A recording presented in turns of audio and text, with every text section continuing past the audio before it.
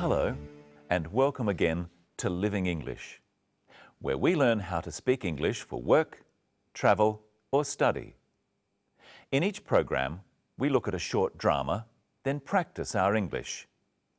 So let's see today's episode of Sisters and Brothers. Remember, in the last episode, Anne arrived from Singapore. She met her business partner, Sarah. Now, she's checking in at her hotel.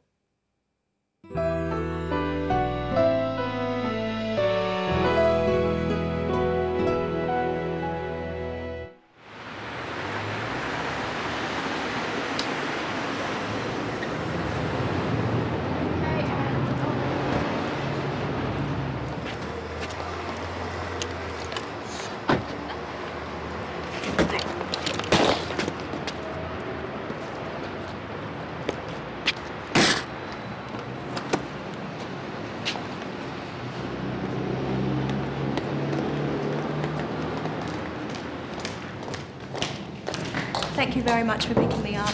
You're very welcome. You'll be all right here? Thanks, I'll be fine.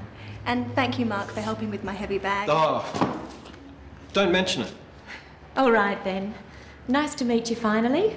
I'll ring you tomorrow. Nice to meet you too. Goodbye. Good morning. Would you like to check in? Yes, please. And your name? Anne Lee? Yes. Could you just fill this out, please? How long will you be staying? 2 weeks. Are you here on business? Mainly business. Will you need a hire car? No, thank you. And will you need a map of the city? Maybe later. And will you want a newspaper in the morning? No, thank you. Okay. And how will you be paying, Ms. Lee? Credit card. Thank you. There you go. And here's your key. That's room 309. Enjoy your stay, Ms. Lee. Thank you. I hope I will.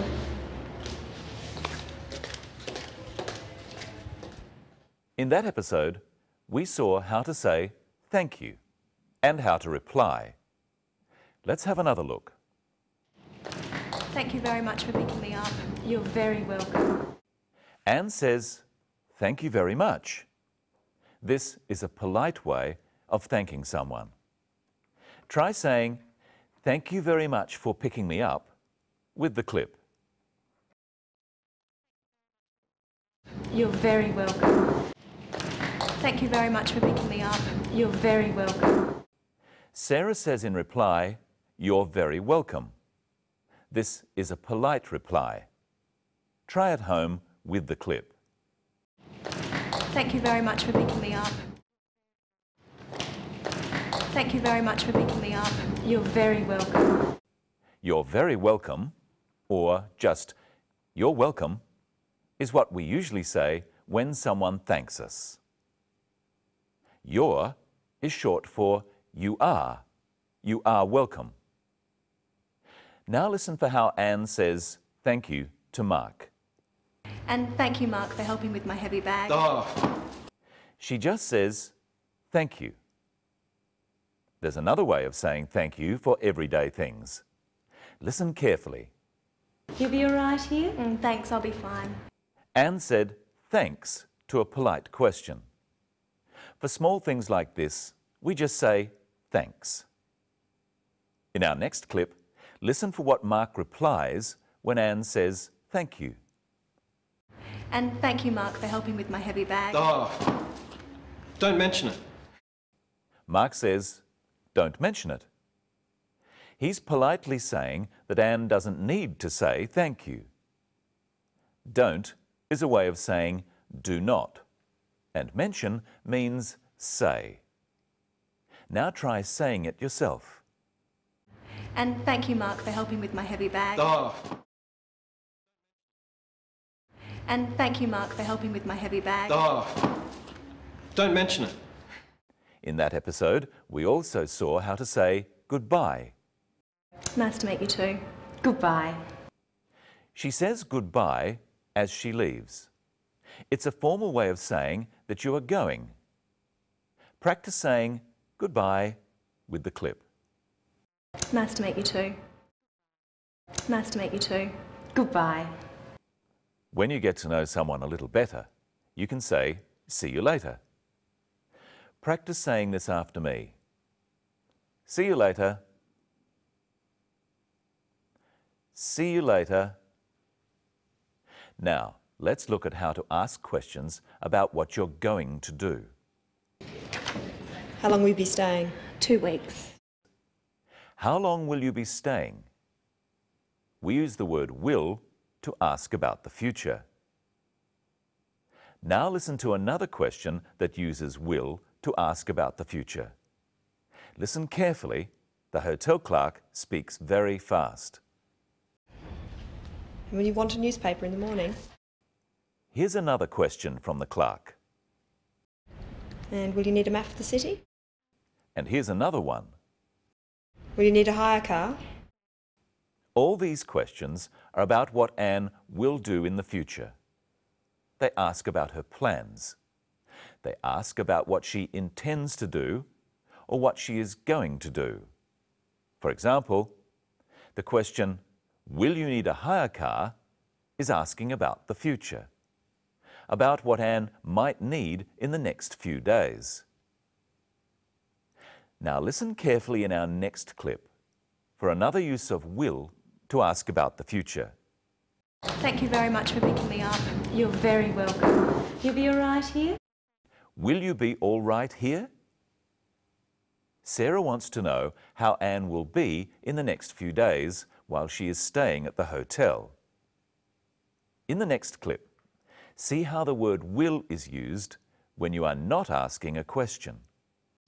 And here's your key. That's room 309. Enjoy your stay, Ms. Lee. Thank you. I hope I will. Anne replies, "I hope I will," to the clerk, telling her to enjoy her stay at the hotel. She hopes that in the future she will enjoy staying at the hotel. If you are not asking a question, you use the word will after words such as she. She will need a hire car. I will need a hire car. And you will need a hire car. These sorts of words, I, she, you, are called pronouns. We use will before pronouns in questions. So if I say, "Will you need a hire car?" it's a question. Listen to the difference. Will you need a hire car? You will need a hire car. Can you tell which one of these is a question? Will you enjoy your stay? Or, you will enjoy your stay. Will comes before you, so will you enjoy your stay is a question. It's asking about something in the future. When will comes after you, you are just saying what you think is going to happen. You will enjoy your stay. And here is Michelle. Hello, Michelle. How are you? I'm fine, thanks, Brenton. Hello, everyone. What will we talk about today? We'll talk about how to pay for things and more about the word will. Now, Brenton, you're going on a holiday to Fiji. I am? Let's pretend. I've brought some things here. Ask me if you'll need them, and you ask at home too, using will I need. Remember, it's hot in Fiji and there's lots of beaches. All right. Sunscreen. Will I need sunscreen? What do you think? Yes, you will. Traveller's checks. Will I need traveller's checks? Yes, you will. Sunglasses. Will I need sunglasses? Yes, you will. Teddy bear. Will I need a teddy bear? No, you won't. I might.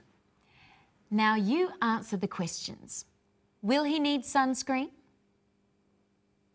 Yes, he will. Will he need sunglasses? Yes, he will. Will he need a teddy bear? No, he won't. Oh. Now, let's look at the scene where Anne pays for her hotel room. How does she pay? And how will you be paying, Ms. Lee? Credit card. Anne pays by credit card. How else can you pay for things? Well, you can pay in cash.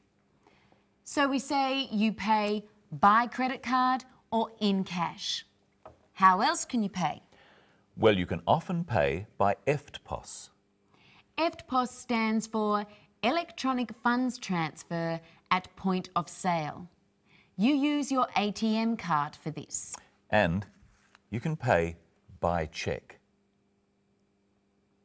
In America, it's spelled differently. So we say you can pay in cash, by credit card, by EFTPOS, or by cheque. Practice saying by credit card with the clip. And how will you be paying, Ms. Lee? And how will you be paying, Ms. Lee? Credit card. Did you hear what the clerk called Anne Lee in that clip? Listen again. And how will you be paying, Ms. Lee? Credit card. She used her formal title, Ms. Lee. What's your formal title, Brenton? My formal title is Mr. Whittle. Men are called Mr. We say Mr. before our last name. My full name is Brenton Whittle, so I'm Mr. Whittle. So the Mark Taylor in our film is Mr. Taylor. Yes. And are you Ms. Crowden? I might be. I might not be. What do you mean? Women can be called Ms., Miss or Mrs. Well, they all sound like each other. Yes, but they're different. You can only be called Miss if you're not married and Mrs. if you are married. Are you a Miss or a Mrs.? I like to be called Ms. Any woman can be called Ms, just like any man can be called Mr. Practice these after me. Mr. Whittle. Mrs. Taylor. Miss Taylor. Ms. Lee. Have a go at saying Ms. Lee with the clip. And how will you be paying, Ms. Lee? Now it's time for a memory test. How are you going to pay? By credit card? By cheque?